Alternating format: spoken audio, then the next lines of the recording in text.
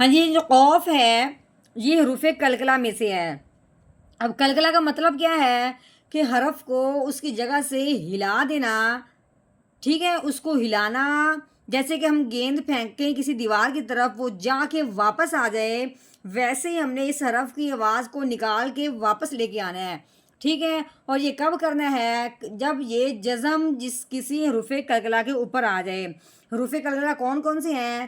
قوف، تھو، با، جیم، دال، یہ 5 حروف قلقلہ ہیں۔ ان حروف قلقلہ کے اوپر جب یہ جزم آ جاتی ہے، حروف قلقلہ جب ساکن ہو جاتا ہے تو اس حرف کو ہلا کے پڑھتے ہیں۔ اب یہ قوف کے اوپر جزم آئی ہے تو قوف حروف قلقلہ میں سے ہے، اب ہم نے اس کو ہلانا ہے تو کس طریقے سے پڑھیں گے؟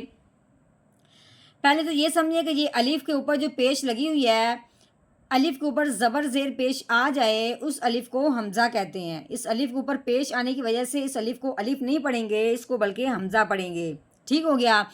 ہاں جی، آگے یہ جو جزم ہے، یہ جزم جس حرف کے اوپر آتی ہے وہ پچھلے والے حرف کو اس حرف کے ساتھ ملا دیتے ہیں۔ اب اس حمزہ کو اس قوف کے ساتھ ملانا ہے اس جزم کی وجہ سے، جزم آئی ہے اس قوف کے اوپر، اب ہم نے حمزہ کو قوف کے ساتھ ملانا ہے۔ اب ہلانے کے ساتھ ساتھ اب ہم نے اس کو ہلانا ہے، کیونکہ قوف حروف قلقلہ میں سے ہے۔ حروف قلقلہ کے اوپر جب یہ جزم آ جاتی ہے تو اس کو ہلا کے پڑھتے ہیں۔ کیسے پڑھیں گے؟ حمزہ قوف پیش اوق، ٹھیک ہے، پہلے ہم نے قوف کو حمزہ کو قوف کے ساتھ ملایا، پھر اس کی آواز کو واپس لے کے آئے ہیں۔ اوق، سین زیر سے، اقسی، میم پیش مو، اقسمو۔ نحمده ونصلي على رسوله الكريم، اما بعد فاعوذ باللہ من الشیطان الرجیم، بسم اللہ الرحمن الرحیم۔ السلام علیکم ورحمۃ اللہ وبرکاتہ۔ امید ہے آپ سب خیریت سے ہوں گے، انشاءاللہ جہاں ہوں گے ایمان اور صحت کی نعمت سے مالا مال ہوں گے۔ ہاں جی، تو آغاز کرتے ہیں ہم اپنے آج کے سبق کا دعاؤں کے ساتھ، تو چلیے شروع کرتے ہیں۔ اللہم صلی علی سیدنا و مولانا محمد وعلی آل سیدنا و مولانا محمد وبارک وسلم۔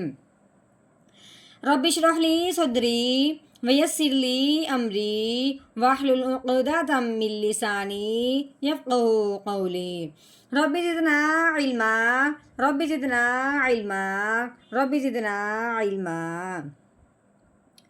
اعوذ باللہ من الشیطان الرجیم، بسم اللہ الرحمن الرحیم۔ ہاں جی، یہ فا ہے، فا کے اوپر زبر لگی ہوئی ہے، ٹھیک ہے، فا زبر فا۔ ہاں جی، آگے یہ لام ہے، ٹھیک ہے، لام کے اوپر زبر لگی ہوئی ہے، اس کے آگے یہ الف بھی ہے۔ الف سے پہلے حرف پہ جب زبر آ جائے تو وہ پہلے والا حرف الف کے ساتھ ملا دیتے ہیں اور ایک الف کے برابر لمبا کرتے ہیں۔ کیسے پڑھیں گے؟ لام الف زبر لا، یعنی ایک الف کے برابر لمبا ہو گیا۔ اس کے اوپر لگی ہوئی اب مد بھی، ٹھیک ہے، مد والا جو حرف ہوتا ہے اگر اس طرح آ جائے مد تو اس کو 3 الف کے برابر لمبا کر دیتے ہیں۔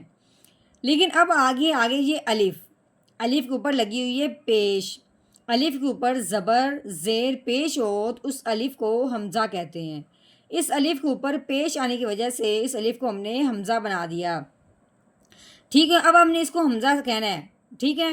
اب مد کے فوراً بعد اگر حمزہ آ جائے اس مد کو 4 الف کے برابر لمبا کرتے ہیں، ٹھیک ہے۔ اب ہم نے اس کو کیسے پڑھنا ہے؟ لام الف مد زبر لا،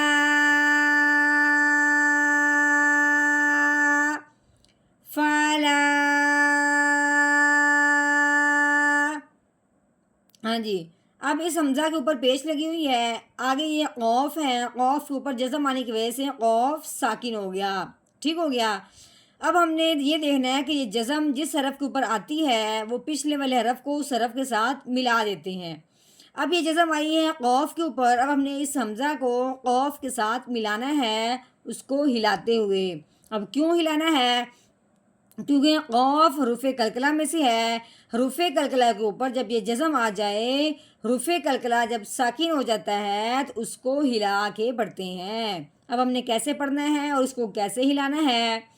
حمزہ قوف پیش اوق، کیسے پڑھنا ہے؟ اوق. ہاں جی، آگے یہ سین کے نیچے زیر لگی ہوئی ہے، سین زیر سی، اوقسی. یہ میم ہے، میم کے اوپر پیش لگی ہوئی ہے، میم پیش مو، اوقسیمو. ٹھیک ہو گیا. ہاں جی، آگے یہ با ہے، با کے نیچے زیر لگی ہوئی ہے. اس کے آگے یہ جو الف ہے، یہ الف اب ہم نہیں پڑھیں گے کیونکہ آگے یہ شین کے اوپر 3 دندوں والی شاد لگی ہوئی ہے. شاد والا جو بھی حرف ہوتا ہے وہ پچھلے والے حرف کو اس حرف کے ساتھ ملا دیتے ہیں جس کے اوپر شاد لگی ہو. اب پچھلے والا جو حرف ہے وہ با ہے، الف کو نہیں پڑھنا. اس کے آگے جو لام بنا ہو اس کو بھی نہیں پڑھنا ہے کیونکہ اس الف اور لام کے اوپر کوئی زبر، کوئی زیر یا پیش نہیں ہے، اس لیے یہ دونوں نہیں پڑھے جائیں گے. اب ہم نے با کو اس شین کے ساتھ ملانا ہے اس شد کی وجہ سے. کیسے پڑھیں گے؟ با شین زیر بش. آگے شین کے اوپر زبر لگی ہوئی ہے، شین زبر شا، بشا. فا کے اوپر بھی زبر ہے، فا زبر فا، بشافا. یہ قوف، قوف کے نیچے زیر ہے، قوف زیر قی، بشافاقی. اب آگے آگے وقف. وقف کی صورت میں آخر والے حرف کو کر دیتے ہیں ساکن. جس طرح جزم آنے کی وجہ سے اس حرف کے اوپر کوئی زبر زیر پیش نہیں رہتی، اس طرح یہ جزم وقف آ جائے تو آخر والے حرف کی جو زبر زیر پیش ہو اس کو ہٹا دیتے ہیں تو اس کو پیچھے ساکن کر دیتے ہیں. اب ساکن جب اس کو کریں گے تو وہ ہوگا قوف. قوف کیا ہے؟ یہ حروف کلکلہ میں سے ہے. حروف کلکلہ کے اوپر جب اس طرح کی جزم آ جاتی ہے، یہ حروف کلکلہ کے اس طرح وقف کی صورت میں ساکن ہوتا ہے تو اس کو ہلا کے پڑھتے ہیں. تو کیسے ہلائیں گے؟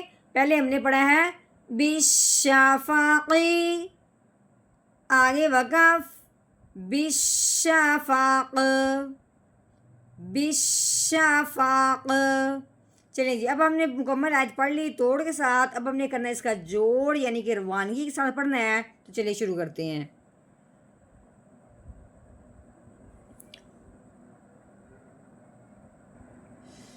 اعوذ باللہ من الشیطان الرجیم.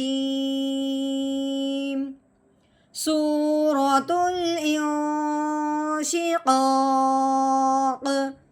مکیہ. بسم اللہ الرحمن الرحیم. فلا اقسم بالشفق، فلا اقسم بالشفق.